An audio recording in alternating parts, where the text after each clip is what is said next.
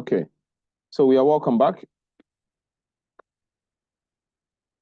And we are continuing with, we'll call this the part 3, or the third session of Psych 221, revision.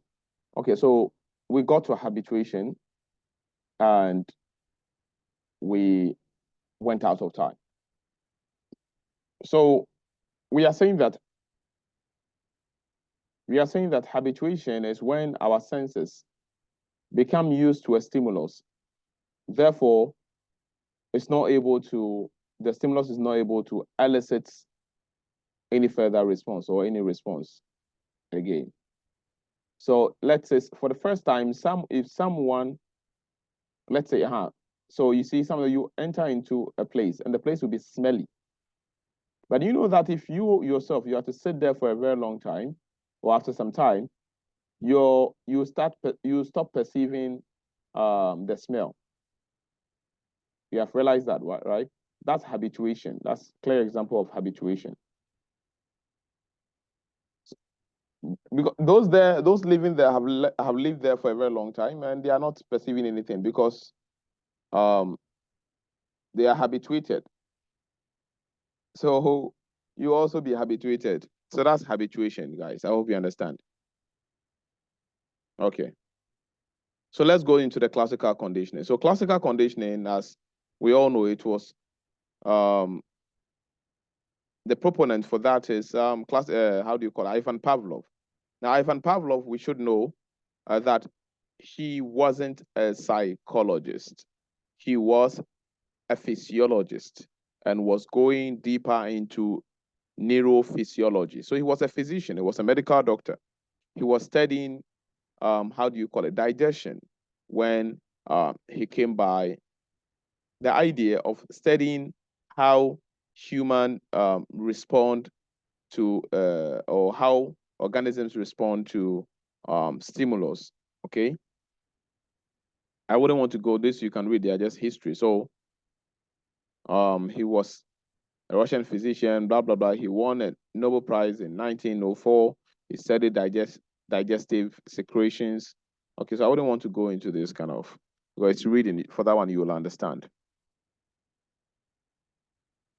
Okay, so that's the depiction of Pavlov's dog. So Pavlov had a dog he wanted to use in studying digestion, right? So he had a guard who used to send food to this dog, okay, whilst he studies his digestion. But he realized that sometimes when the guard is coming, when the dog perceives the footsteps of the guard, the dog starts to expect the food, becomes anxious of the food in a certain way.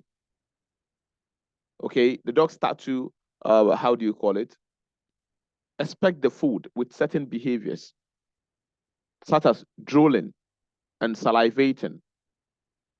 I hope you understand. You know, when you put food in your mouth, the salivary gland produces saliva to moisturize the food. And then you chew, and then digestion starts from your mouth, from then to your stomach and all that. So this salivation, it means that if food is to get into your mouth, you will definitely salivate. Now, that's not what we are talking about. We are saying that the food has not gotten there, but the dog was salivating. How many of us are there that when we see Alansa, you know Alansa, right? I don't know how it is called, sour apple or whatever, but we call it Alansa. Okay, most of us, if we are to see Alansa even from afar, our salivary gland starts to pierce us in a way and produces saliva in a way, right? That is clear conditioning. Now, this was seen in the dog. The dog, when he just perceives the coming of the guard, the dog starts to salivate. So then, that was just an observation. He needed to then study it scientifically. That humans can be conditioned. So it means that I can make this dog salivate without even the food. I can make the dog behave to the footsteps of the guard rather than the food. So what did he do? He then he had a bell. Some people said the bell was used for waking up the dog and all that. So he had a bell which was nothing to the dog, right? It was nothing specific to the dog. Then he'll ring this bell. He'll ring the bell. And anytime the bell is rung, in some few seconds, it will be followed with the food. Okay, now what he's trying to do is now make the dog salivate to the neutral stimulus, which in this case is the bell. The bell is the neutral stimulus. Why is it called the neutral stimulus? Now, since we've given the preamble towards the study of this classical conditioning, let's just lay out these terms. Write them down, and as we are going, you make sure later you watch the video, and you make sure, if you're watching the video now and you have your pen and paper, start to write it down. If you'll be watching it or you are watching it on YouTube later, pause it and write these terms down. So the first term is the term I've mentioned, neutral stimulus. Neutral stimulus.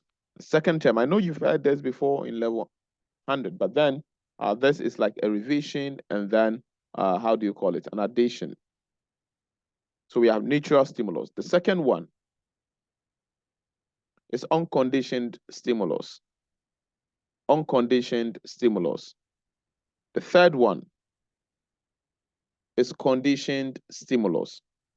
Conditioned stimulus. So we have neutral stimulus, unconditioned stimulus, and then conditioned stimulus. Now let's add another one, response. But this response, we are going to term them unconditioned response and conditioned response. Unconditioned response and conditioned response. Have you gotten that? Great. So you see, the first one we wrote is neutral stimulus. Neutral stimulus will produce unconditional response. Remember what response is, and remember what stimulus is. That is what we started the first session with today. Okay, response is behavior. Okay, behavior towards a stimulus. Stimulus is what is eliciting the behavior. In this case, it will be the bell and the meat powder given to the dog. Guys, I hope you understand. Okay, so you see, this neutral stimulus, what does it mean? When we are to say that something is neutral, it means that that thing is not positive nor negative. Okay? In other words, or in simple terms, we are saying that it is nothing. You understand? Great. So the neutral stimulus from the beginning was the bell. Now, I patiently go through all these things with you because of scenario questions and problem questions in exams. So try and understand them technically like that. Then you'll be able to apply them in scenarios and problem questions. We are saying that the neutral stimulus is a stimulus that from the beginning is nothing to the organism. It doesn't matter to the organism. The organism doesn't respond to it under any condition. That is neutral stimulus. Now, let me tell us a lot of neutral stimulus or neutral stimuli around us. When you are in the house, let's say Saturday morning, Sunday morning, you hear some people ringing bell, right? Selling whatever, how do you call it? Selling food. Some people are selling washing powder and whatever. So there'll be a lot of noise around you. They are nothing to you. Those noise, they are nothing. They mean nothing to you, right? But then bell, the same bell, when they are to ring that bell in school, when we were in primary or JHS, when they ring that bell, what happens? When they ring it around 11 thereabouts, we know it's break time. So we associate break time with the bell. So in this case, the bell being rung by the bellboy, the lover boy, means something to us. It wasn't like the bell that when we were coming to school, the okra seller was ringing, the faux seller was ringing. It wasn't like that bell. This one gives us certain information. It gives us certain how do you call it? Information. It informs us about certain event, and therefore we respond to it in a certain way. I hope you understand. We respond to that in a certain way. It's informing us about something. So it makes us behave in a certain way. So when they ring that bell, we all become happy. So we'll go out there and play like 30 minutes. And then they'll ring the bell again. And that one will also condition us. We'll become sad. Why? Because we are getting back to the room. And then around 3 there or 3:30, they'll ring the bell again. And that one gives us another information. What is that information? Closing. That's the happiest moment. We shout. So you see, in this case, that bell is not, in that case, that bell is not a neutral stimulus. I hope you understand. That bell in school is not a neutral stimulus because it conditions us, conditions our mind and our behavior. I hope you understand that. Great. Let me put my phone on do not disturb. Okay. Okay, guys, so that is the difference between neutral stimulus and then a conditioned stimulus. Now, I will not be rushing. So we are done with the neutral stimulus. Let's come to unconditioned stimulus. Unconditioned stimulus is a stimulus that is more like the neutral stimulus, but that one is not neutral because that one is going to be paired with a neutral stimulus, right? To elicit a certain behavior. So we are going to say that the unconditioned stimulus is what the organism is actually interested in. Okay? Or what the organism is not or dislikes or likes. So let me give you an example. You see, when the bell was rung to the dog, for the dog start to expect the meat powder. Now, the meat powder is what the dog is interested in. Okay? The meat powder. So the meat powder in this case is the unconditioned stimulus. Meaning, why is it called unconditioned? Meaning it is not the stimulus that conditions the person's behavior. It is not. But that is what the organism, the person is expecting. For that reason, being conditioned by the conditioned stimulus. Another example is when our fathers, we go in front of them, they put their hands in their pocket, we become happy. Why? Because we are going to receive money or gifts. When a baby sees the mother pulling her clothes from the left side or something like that, the baby becomes happy and try to rush to, how do you call it? The breast. Or when the baby sees the breast, the baby becomes happy. Why? Because the baby will gain breast milk from it. So to the baby is interested in the breast milk and not necessarily that flesh called breast and nipple. The baby is actually interested in the milk. So the milk in this case is the unconditioned stimulus. Right? Good. Now, you see the conditioned stimulus in this case, then will be the flesh called breast or nipple. Okay? This nipple or flesh called breast together, which was the conditioned stimulus, can become unconditioned stimulus also. Okay? It can become unconditioned stimulus. What do I mean? When it's time for breast weaning, meaning mama no person track nufo, right? Right? What happens? The mothers, they normally apply something on their breast, a substance, a bitter substance on their breast, so that when the baby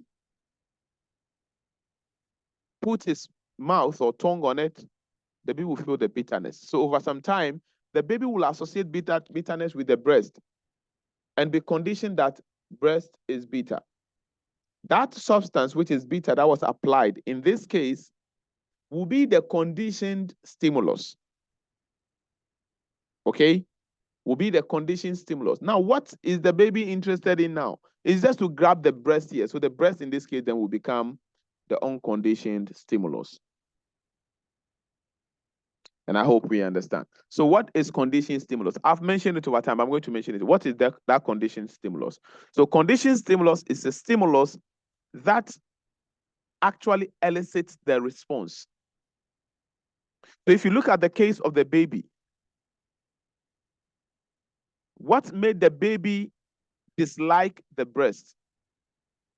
The thing that has been disliked, okay, the one that has been disliked or has been liked, two things, liked or disliked, is the unconditioned stimulus. That is what the baby is interested in or not interested in. So this time around, the baby will not be interested anymore, will no more be interested in the breast. Why? Because of something that elicited his response of bitterness, that this thing is bitter. And that thing is the substance, whether neem tree or bitter leaf or whatever. That substance is the conditioned stimulus because that is what provoked the behavior. I hope we understand. In the case of the father putting the hand in the pocket, what we are interested in is the money, right? What we are interested in is the money, for him to give us money or the chocolate, not just his hand. So by his hand, putting his hand, that thing is the conditioned stimulus. That is the conditioned stimulus. When we are driving and we see a police car, what happens to us? We shaping our driving, right? We respect the rules, right? Because we associate going to cells with the police. So the police, whether you saw the police van or the police uniform, at that time becomes the conditioned stimulus. Becomes the conditioned stimulus. And arrest or whatever becomes the unconditioned stimulus because that is what you don't want. That is what you don't like. So that becomes the unconditioned stimulus. So I've relaxed and have given you a fair idea and examples when it comes to all these terms: conditioned stimulus, unconditioned stimulus, and neutral stimulus. Now, the neutral stimulus, which is like putting food in your mouth or hearing the bell will just make noise in your ears from the beginning. In your area, they just come to make noise. So it means they don't give you a specific information. They don't give you any information to act in a certain way. So that annoyance is an unconditioned stimulus. It's not under any condition. Okay, that is how human beings react to things. Okay, so if you put food in your mouth and you salivate to digest the food, that is unconditioned response, right? That's how you're supposed to behave. Then conditioned response is the conditioned behavior. So like the kid stop breastfeeding, that's conditioned response. Or anytime he sees breast, he feels bitterness. Anytime you see Alasa, you feel bitterness, right? Anytime you see your father putting his hand in his pocket, you feel happy. That response to the conditioned stimulus. What's the conditioned stimulus in the father putting the hand in the pocket to bring money? The putting in the hand in the pocket. I hope you understand. That's the conditioned stimulus. And being happy is the conditioned response.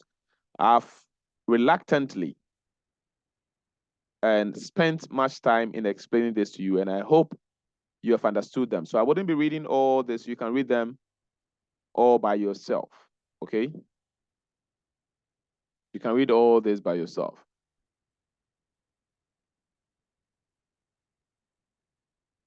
Now, terms used in classical conditioning, okay, or some elements that forms classical conditioning or some characteristics of classical conditioning. Although we've mentioned the elements that form the classical conditioning, they are the neutral stimulus, unconditioned stimulus, and conditioned stimulus, and then there are responses, unconditioned response and conditioned response, right?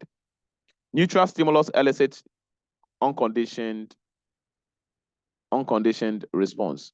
Unconditioned stimulus will elicit unconditioned response, definitely. Conditioned stimulus will elicit conditioned response. That's it. Now let's go to this features 2, acquisition. Now look at me. What is acquisition?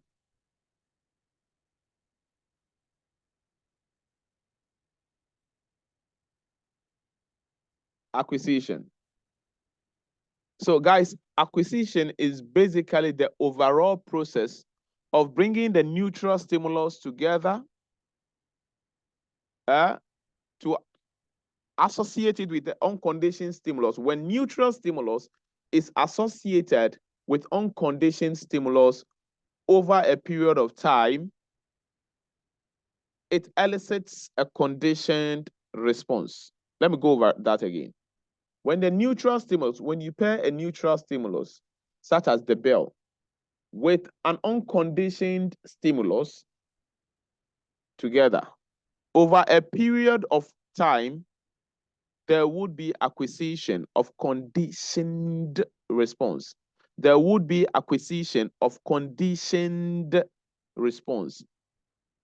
Now, this process of bringing this stimulus together to elicit the conditioned response is what we call acquisition. So acquisition is the overall process of classical conditioning.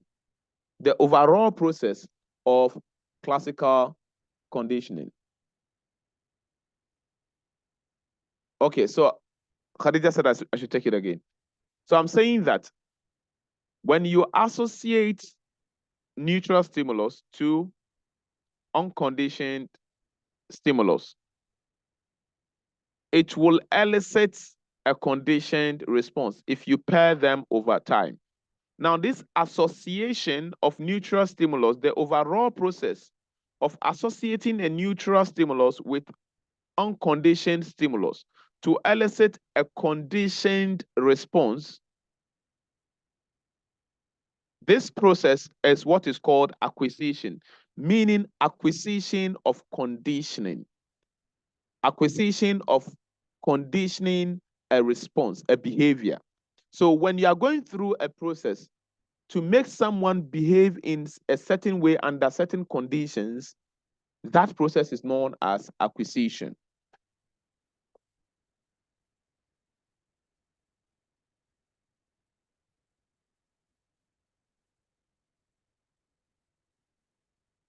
Now let's go to the next term.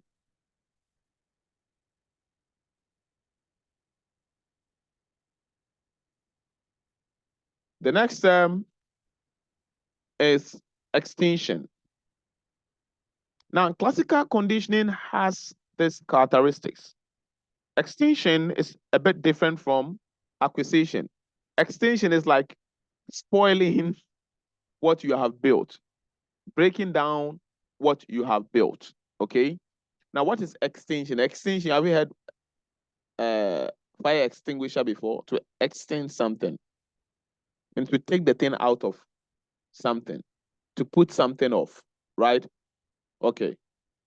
So extinction, the prefix X means the thing is no more part of the main thing, okay? To extinct something means to remove the thing from its state, okay?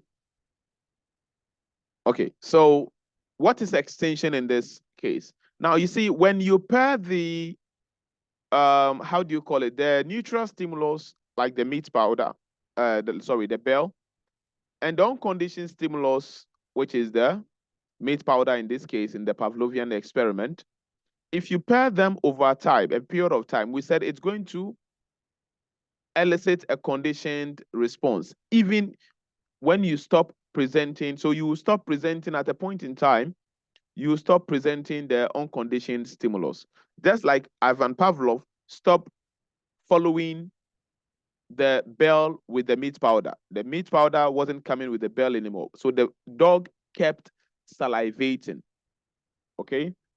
When the neutral stimulus, remember the neutral stimulus is what becomes the conditioned stimulus at the end. The bell, the same bell, was initially a neutral stimulus. When it was paired with the unconditioned stimulus over some period of time, the neutral stimulus became the conditioned stimulus. Why? Because if that bell is rang, the dog salivates, the dog responds to it under the condition that there will be food.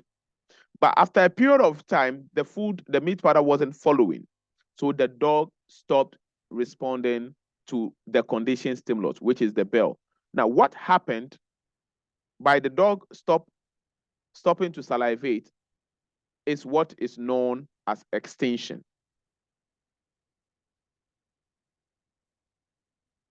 So we'll be going off in the next 10 minutes, and that will be the end of today's class. I'll be uploading this on Faculty of Intellectuals on YouTube, so you can revisit it and make your note well. Okay? Do not go reading too many without understanding.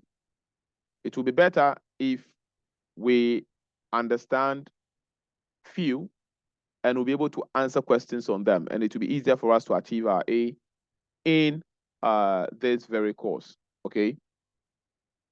Okay. Okay, so now we understand extinction. Extinction is when the organism stops to respond to the conditioned stimulus due to the fact that it is not being followed by the unconditioned stimulus. It is not being followed by the unconditioned stimulus. So let's even take a practical example. Let's say that you got married to your wife. Okay, you got married to your wife, and after a week, you winkled at her. When you winkled at her, then you gave her 50 cedis. You winkled at her and you gave her 50 cedis. Okay. The second day, you winkled at her and gave her 50 cedis. The third day, you winkled at her and gave her 50 cedis. Now you have paired winkling with 50 cedis, right? Now it will get to a time when you winkle, the next day, if you winkle, she will just spread her hand expecting 50 Ghana cedis. But then the 50 cedis didn't come. The fifth day or the sixth day, if you do the same thing, the fifth day and the sixth day, she may be spreading her hand in expectation of 50 Ghana cedis. But after like 10 times and 50 cedis is not following, what is going to happen, guys? She will stop spreading her hand and she will stop even expecting 50 cedis. That is extinction. Now, between the 50 cedis and your winkling like this, which of them, I'm asking you a question now, which if you know the answer, you can type, even if I move on. Which of them is the conditioned stimulus between the money and your winkling of the eyes or the eye? Which of them is the conditioned stimulus? If you know, you can type it for me.